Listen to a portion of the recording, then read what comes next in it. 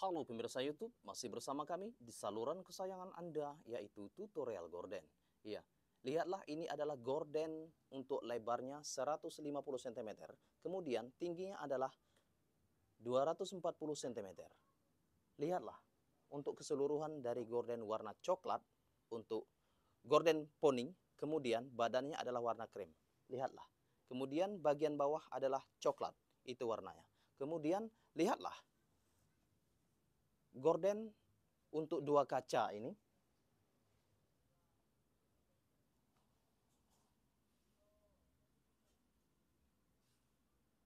Oke, perhatikan. Kemudian di sebelah kirinya ada warna krim menggunakan full bahan.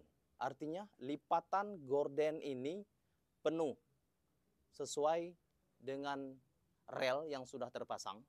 Oke, lihatlah lipatan ini penuh, yaitu perkalian di angka 2,8. Oke, kemudian di sini adalah perkalian 2,4. Terima kasih. Jangan lupa untuk klik tombol subscribe and like video kami. Salam tutorial gorden. Ini adalah keseluruhan darinya.